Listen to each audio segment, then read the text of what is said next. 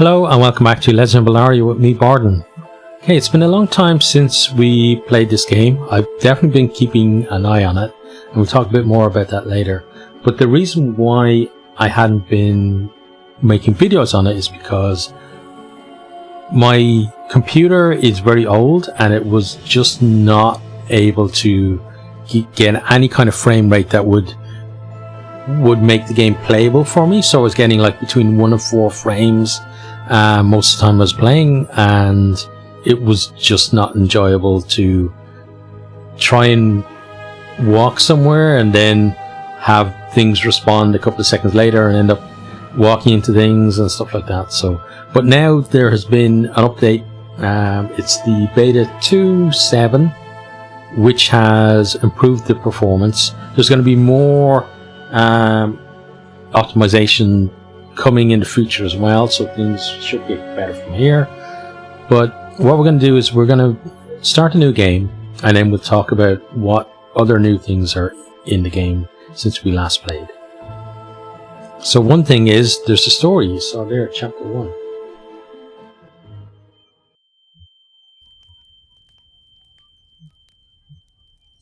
Okay, so we're in the character creation, so we're just going to move things around a little. Just going to get a random thing. So something that I actually only noticed recently is that there's a facial hair slider as well, or facial hair color slider, should I say. So you can more closely match with the hair. But I hadn't noticed that, and maybe it's just me being inattentive, but I was thinking maybe it was below beard, you might actually see it, or it might be more prominent because you select your beard and then you select the color for it. Maybe, but anyway, we are going to get ourselves in. We're going to call our guy Beta, and we can pick a little portrait for him. That's kind of more closely to how he looks, so we'll pick that.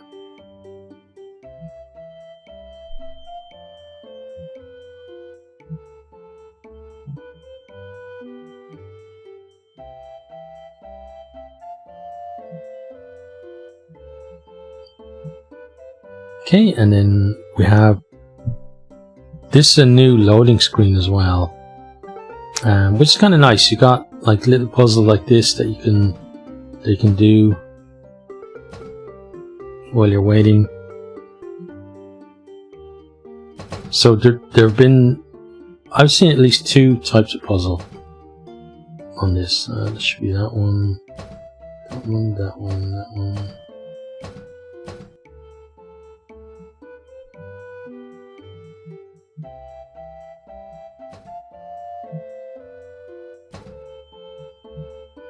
Okay, it's a little bright.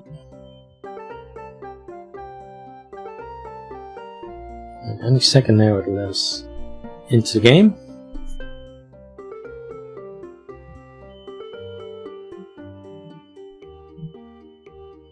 These things here just kind of spin on their own. It's this part here that you can interact with. Right, there we go.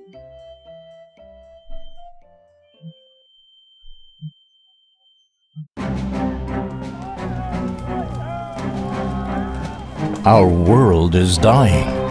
For 600 years, clan wars have engulfed our world. Fought over Rift Stone, a scarce resource that generates magic and power.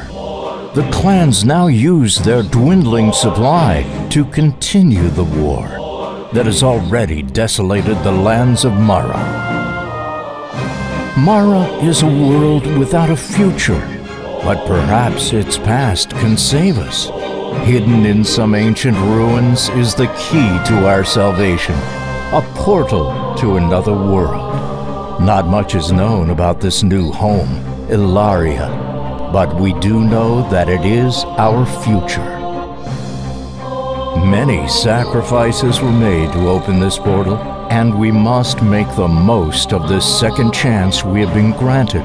But we must tread carefully. Old enemies have pursued us and new ones lie in wait on Ellaria. It's time to recover our kingdom. It's time to write the Legends of Ellaria. Okay, so there's one of the new things there in the game. So the game now has an intro, which is very nice. Full disclosure though, I wrote the script for that intro, and I've also written some of the story that's in the game now, and some of the story that will be coming in the future as well, in terms of main story, side quests, and certain things that you can find in the world as well have been written by myself. So keep that in mind if you're basing a decision to purchase this game or not based on what I say. So just be aware of that. But another new thing in the game is these pop-ups that give you tips on controls and stuff, which is nice. So we need to get ourselves inside the castle, so we do that. You see here as well, the actual layout of the castle has changed as well. So we've got a portal over here. The portal used to be over that way. It used to be that there was just a park here that you walked through and went to the portal.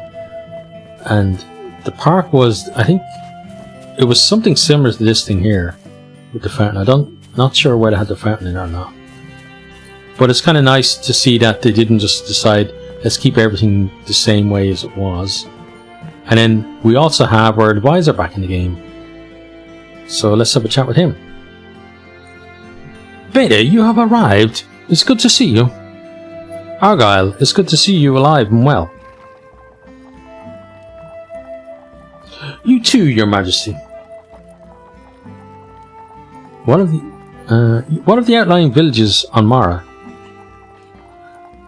I'm afraid that anyone who has not made it to Osgard Castle by now will have to remain on Mara. The Amaranth clan control all the land surrounding Osgard Castle once more. Do you not fancy their chances, as the Amaranth clan are a cruel bunch? At least we can get everyone out of the castle. Not quite everyone, Your Majesty. A small contingent of guards and mages will stay behind. Once the last of the refugees is through the portal, they will destroy it. It's a grim business. Do you have a list of their names? Of course, Your Majesty. I thought to put them in the official records so that we may remember their sacrifice. This is good. Once we have built a true city here on Ellaria, we shall build a temple. In the temple we shall erect a shrine to the fallen. The names on that list shall be the first engraved on the shrine. I shall make note of your decree, Your Majesty. How goes the evacuation? We are moving people through the portal as quickly as possible. The bulk of those we could save have come through over the last week. Now we're working on bringing through those who remain in Osgard Castle. That should be completed in the next few hours. Tell me, how are we faring here on Ellaria? As I said, we've managed to get as many people through the portal as possible. It is but a fraction of those in our clan. Still, it's enough to rebuild here. Or start rebuilding here. Where are our people now? Some drifted off and have decided to make their own way in this new world. The majority are here in the fortress, or not far from the walls. We have one small settlement outside the walls with a few houses and farms. We desperately need more if we are to provide for all these people. The longer we delay, the more people will decide to take their chances on their own. We need to address the housing shortage urgently. Your people are scared, hungry and confused. They'll be glad that you are here to lead them. Alright, so where do we start? The first thing we need to do is to build an outpost. Just beyond the bridge, an outpost at that location will be a strategic defense against attackers.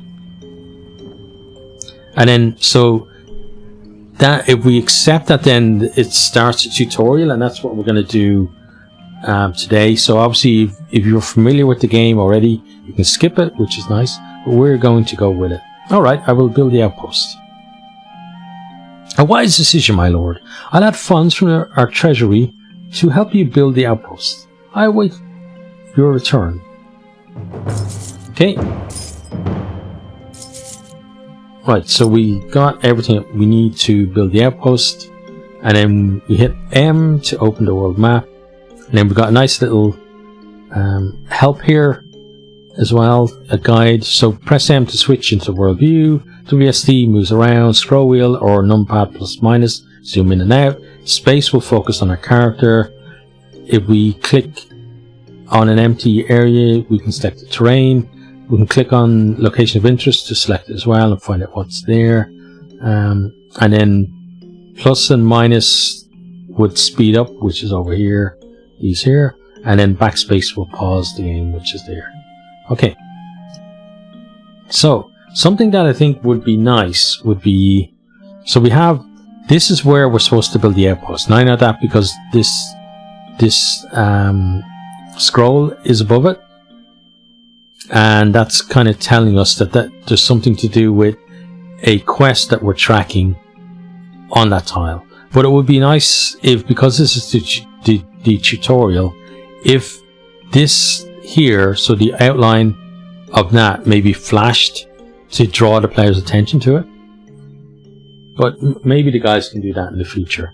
Right, let's keep going. Kingdom construction, click on an empty area to see available buildings to construct. So we clicked on it, and what we can construct is here. You can only construct in your area of influence. Influence is generated by towns, roads and outposts. Most buildings require upkeep, manpower and management. You can click on your kingdom's flag to view the overall kingdom upkeep. Okay, so there's a few things in there. So first of all, we can put the grids on to see, but we can also click this, and that shows us where we have influence. So we could even build here on the other side of the river we wanted to. We can't build here because there's an enemy army there, and same here, we're kind of blocked in there. But we have a number of areas where we could, if we wanted to, build stuff. Then it said click on the flag. Now that looks like a flag there, but it actually means this one here. So kingdom information, we get our manpower, happiness, etc. So we get all the stats for our kingdom, and then we also get the daily resource gain. So what's going up and what's going down, it's very important to keep an eye on that. And then we have our upkeep there as well. So upkeep for troops, etc. will appear then there. Okay, so let's do what they want us to do, which was construct here. So we could construct a town, which would be the same as this one here, or as in this is a town and we'd have another town. We could build a road if we want to. Road makes it easier, obviously traveling across the map makes it faster. And we can build an outpost. So outpost is what we're going to do.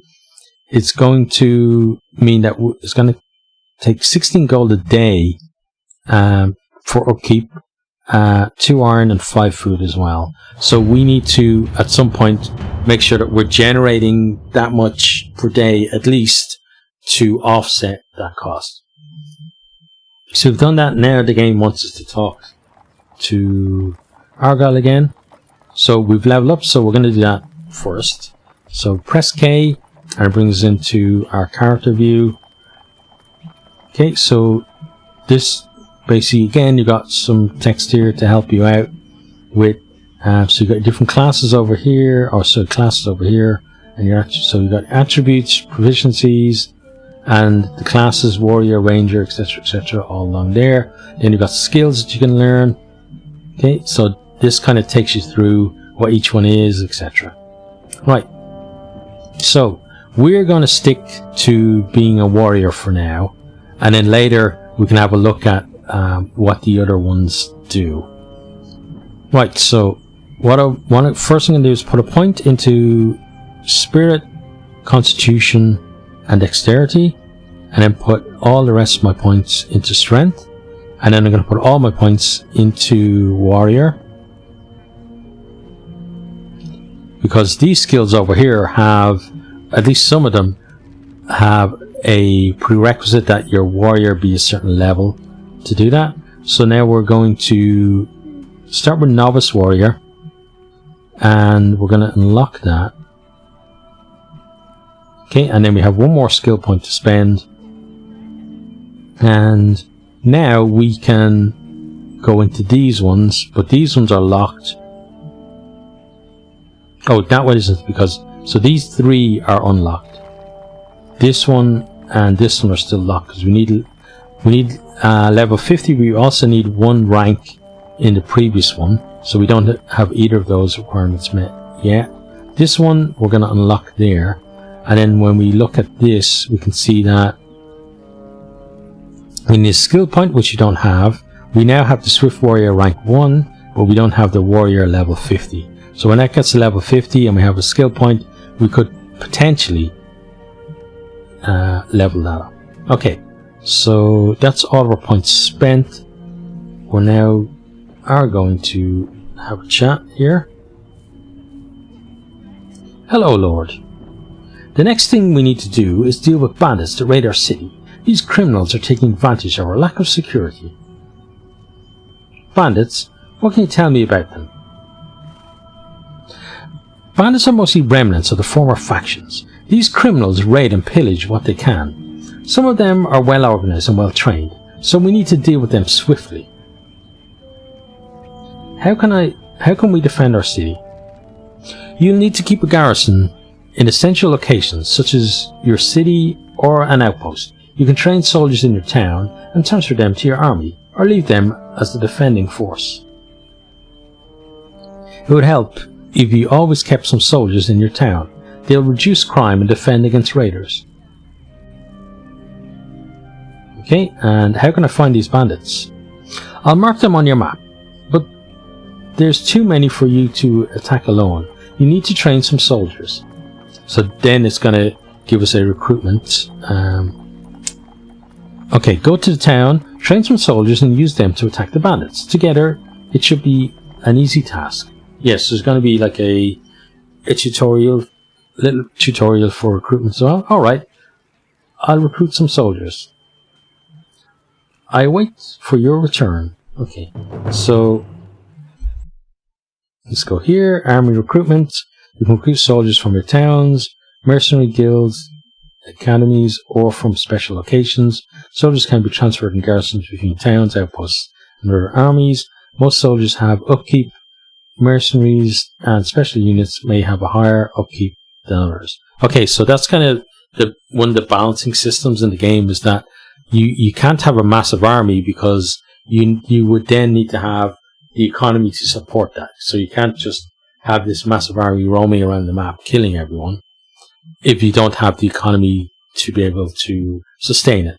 And the thing is also is that your economy comes from your towns and things like that, and in order to be able to safeguard that economy, you need to have some of your soldiers or your army stationed either in the outposts or in the towns to provide protection from like armies like this who are hovering around, who may attack at some point.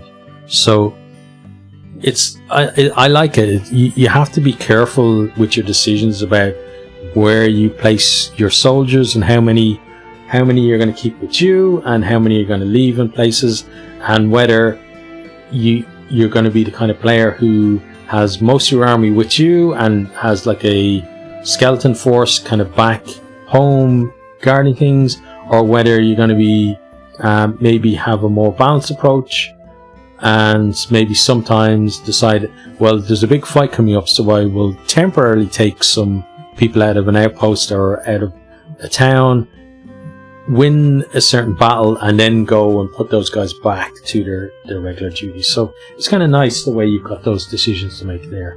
Right, so next thing we're going to do is we need to go there and recruit.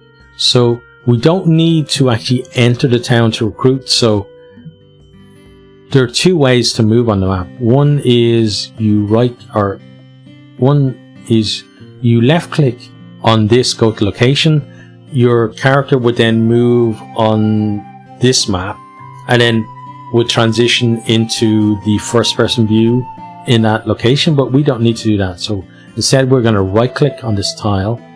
Oh, sorry. To do that, we need to first hit space to select a character and then right click where we want him to go. And then we can speed up time so that he gets there a bit quicker. There we go. Okay. And now we're here. So we didn't have to be here to do the recruiting.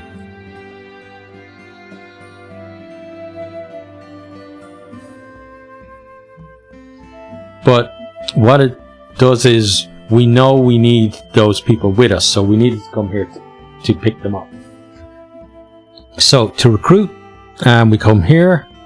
So it would be nice as well, again, with the recruitment thing or with the tutorial, if the tutorial made this stand out, maybe blink or something, so we knew that this is the button we have to click on. So we got that there, and then it's set to recruit 5, so we're going to do that. Okay, and then next we have to transfer them. So to transfer them, we have to click on this down here.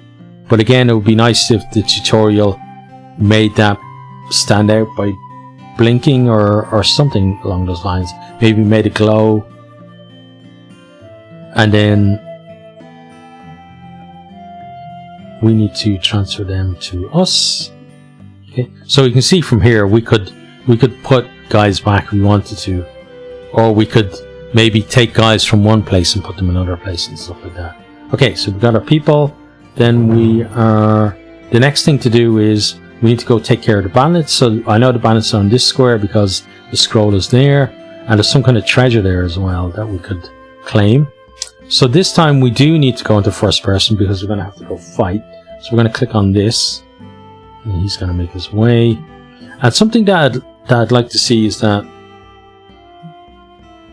so here we moved and we transitioned, and then it automatically put the game back to regular speed. But it'd be nice if when I travel to a location, I could have an option to do the same thing where it would speed up when I'm moving and then go back to normal when I get there, because you're not always going to want to be passing time, especially at this point of the game where we just built an outpost that's costing us money and food and iron every day, and we're not generating enough to cover that in terms of what buildings we have already. So you don't really want time passing too quickly, because you're going to get to a point where you're not going to have enough gold or food or iron or whatever it is, and you're not going to then have the ability to be able to build farms or houses or whatever you want to actually generate the resources needed. Right, so we're about to go into combat. So if you look at the top, we've got like a mini map, or a mini compass, should I say. So a lot of other games have this, so you should be familiar with it. But the thing that we want is that gold and red one. That's where the camp is that we need to take over. And what I'm going to do is I'm going to press R, which puts me into fighting mode. And then I'm going to press 1 and 2 to equip my sword and my shield. And then I'm going to press F4 just to make sure that my guys are following me. So F2 will make these guys attack. F3 will put them in a defensive stance. And F4 will make them follow me.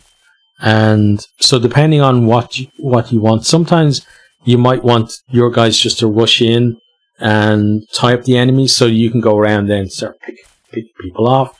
Other times you're going to want them to stay back and defend, because otherwise they're going to get overrun, and you want to maybe fight a more defensive way. And other times you want them to follow you because maybe you just want to get out of an area that is a bit too dangerous. But what we're going to do is we're going to move forward, and we're very quickly going to run into some enemies around here. And here's one here. Okay.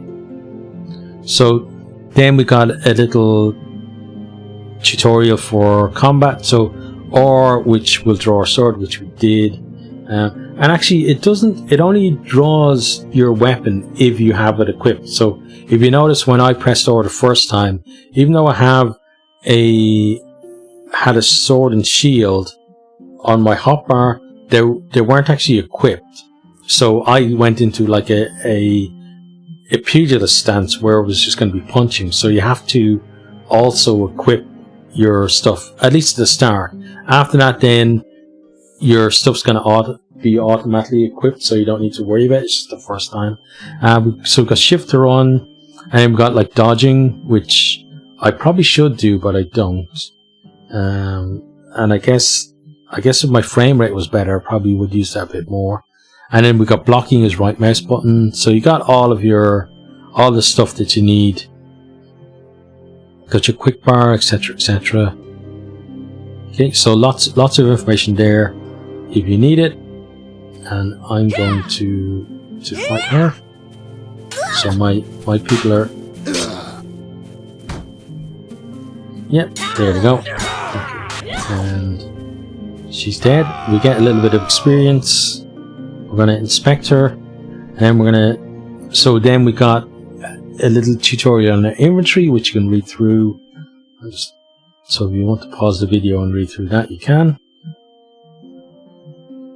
Right, so I'm going to hit take all, and one thing, it seems to be a bug in the game, is that take all never takes a weapon that's in this position here.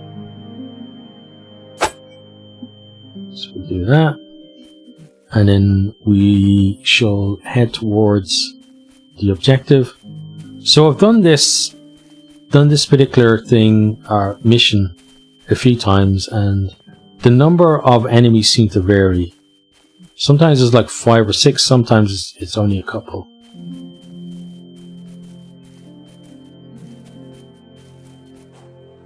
Okay, so there's someone that way shooting at me. Ow. Ow. Oh, there's somebody else here now. So let's get around this way. So my people are a bit slower than me, so it'll take them just a little while to catch up. There they are now. Okay. And then we'll get in here and deal with this other person.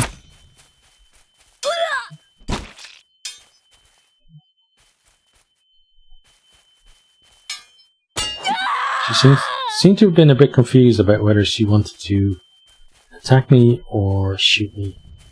Right, and then to capture we press E, and now this is now our camp, so we get some gold from that, some food and some XP. So this is a good way, especially at the start of the game, to get a nice boost to your gold and to other resources as well, so that you're not too worried about maybe running out. Okay, and we've leveled up too, so we're gonna deal with that and return to Argyle next time. So we're gonna leave that one there. So hopefully this has been informative for you. You get kind of a good look at how the game is at the moment. I'm going to be doing at least another 2 to 4 episodes probably, because there's a lot of content to get through. So for now, hope you are having a good time with it. Hopefully the new year will treat you well. Hope you're keeping safe out there, and hope to see you next time. Goodbye. I hope you enjoyed this video. If you did, maybe consider hitting the subscribe button there on the right, or checking out some other videos here on the left, or perhaps you might even share with some friends.